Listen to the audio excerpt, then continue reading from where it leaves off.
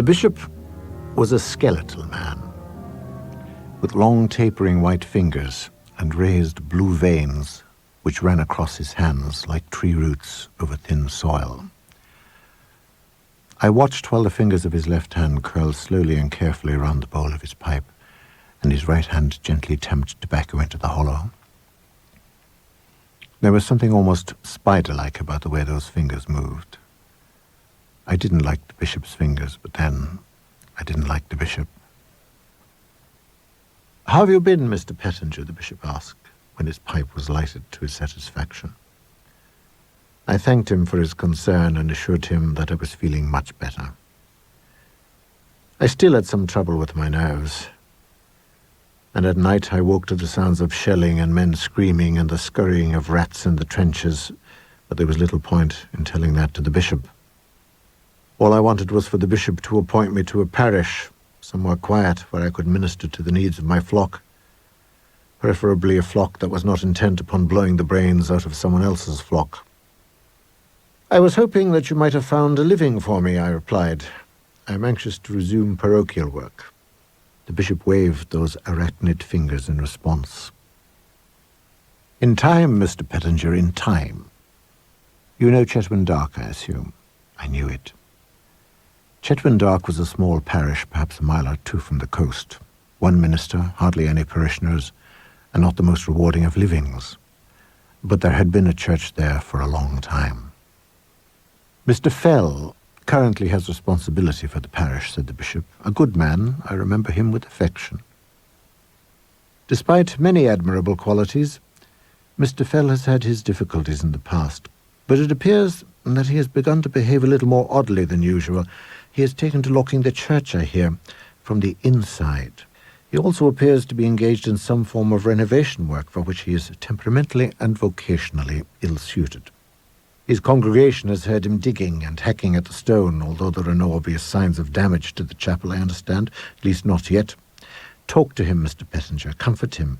If necessary, have him committed, but I wanted to stop. I await your report with interest. Still here, Mr. Pettinger? And with that I was dismissed. I could smell salt on the air as I walked up the path to the minister's house the following evening. The sound of the departing pony and trap echoing behind me as it continued along the road to Chetwen itself, for the church was at least half a mile from the village. A light burned in the hall, but when I knocked no one came. I tried the door and it opened easily, revealing a wooden hallway leading into a kitchen straight ahead, with a flight of stairs to the right and a doorway to the left into a living room. "Mr. Fell," I called, but there was no reply. In the kitchen, some bread lay on a plate covered by a tea cloth, and a jug of buttermilk beside it.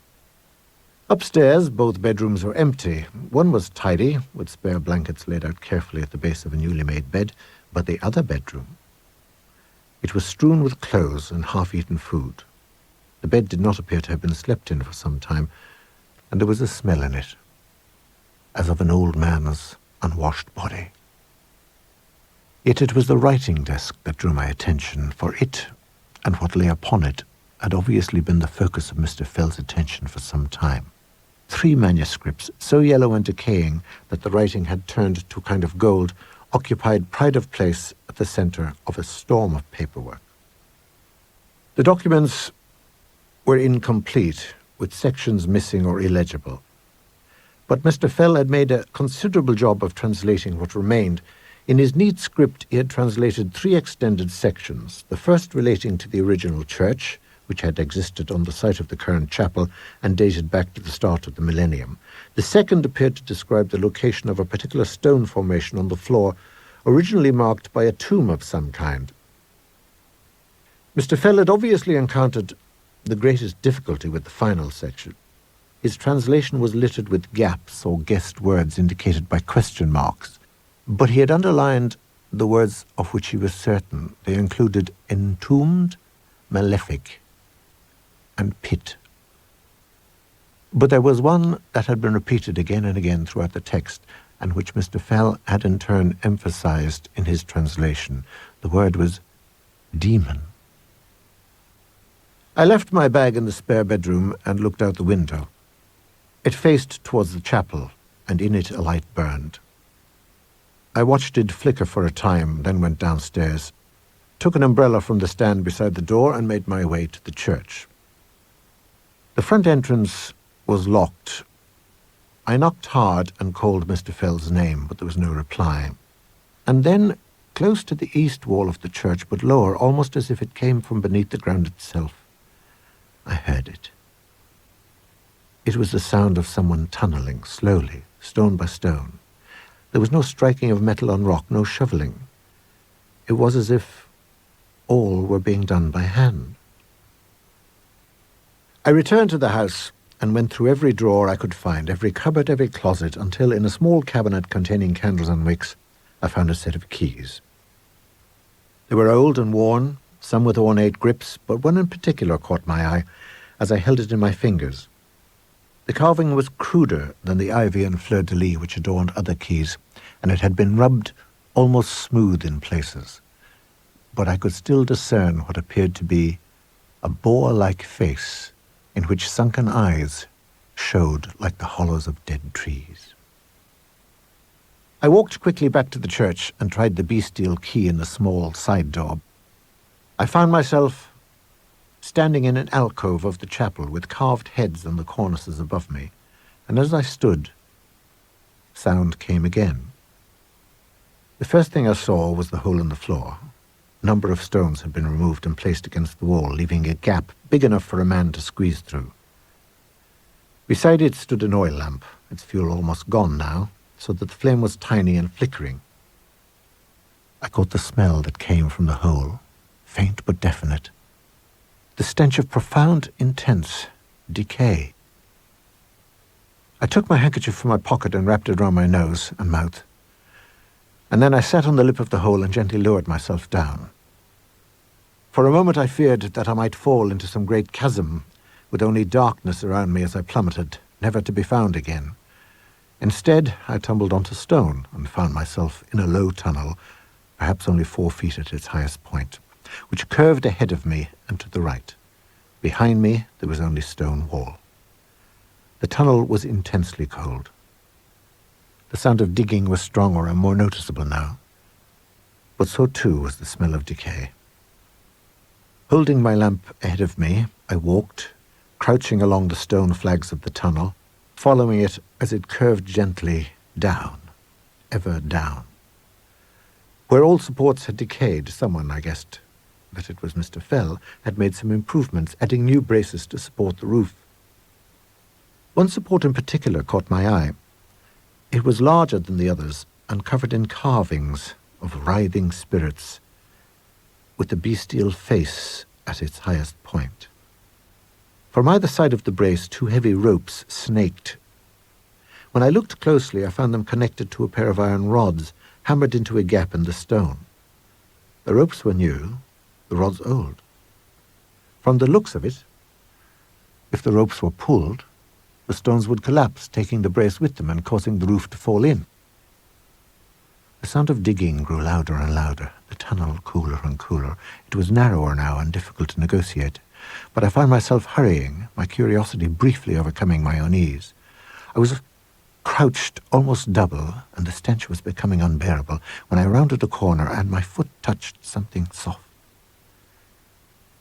Mr. Fell lay at my feet, his mouth contorted, his face deathly white. His eyes were open, and there was blood in the corneas where tiny vessels had burst under some dreadful pressure. His hands were raised slightly as if to ward off something before him. When I looked up, I saw what I thought at first was simply a black stone wall, but as I drew closer, I saw line upon line of writing, words drawn from the books of St. Matthew and St. John and from other older texts that I did not recognize. At the center of the wall was a hole big enough for a man's head, and from behind it came that picking sound. And I knew then what I had been hearing. It was not Mr. Fell digging down, but something else digging up. As I raised the lamp, I saw a gleaming from within, as the light caught a pair of small, red eyes. There was a hiss, as of an exhalation of breath, and then a thud as the thing struck the wall from behind. A whole word broke off from the wall and fell loudly to the stone floor, and then a claw appeared through the hole.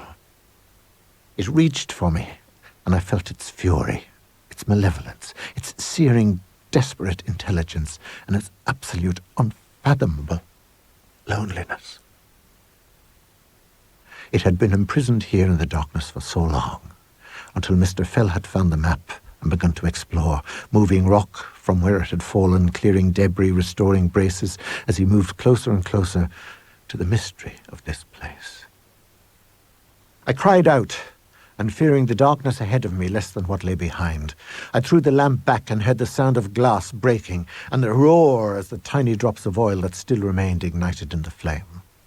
I did not look back, but ran and ran through the darkness, ripping my skin on the stones and stumbling twice on the uneven ground until I reached once more that ornate support where I turned at last. There came the sound of those claws scraping on the stone, moving faster and faster. As I groped for the ropes, found them and pulled. Nothing happened. I heard iron bolts falling, but nothing more. And then, only 9 or 10 feet ahead of me, a pair of red eyes glowed, and the scraping came, and I prepared to die. But as I closed my eyes, something rumbled above me, and I pushed myself back instinctively. The creature paused, and I heard it roar, and suddenly it was lost from sight as the ceiling collapsed.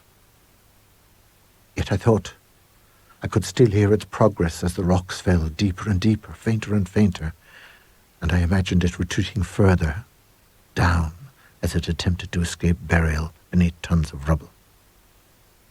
Ahead of me I saw a light, and then I was hauling myself up into the blessed calm of the chapel, and dust was belching from the hole, and the sounds of stones falling seemed to go on forever.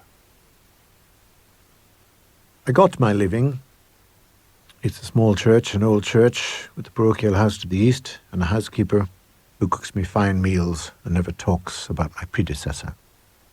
There is sunken ground nearby, and visitors sometimes stop and stare at it, at the remains of this unexplained phenomenon. Some damage to the floor of the chapel has been repaired, and a new larger stone set in place where Mr. Fell had begun his excavations, and which now marks the place of his burial. I have few parishioners and fewer duties. I read, and I write, and I take long walks by the seashore, and sometimes, when I'm in the church alone at night, I can hear it, digging away, patiently and intently, moving tiny stone after tiny stone, its progress infinitesimally slow. Yet still progress for all that. It can wait. After all, it has eternity.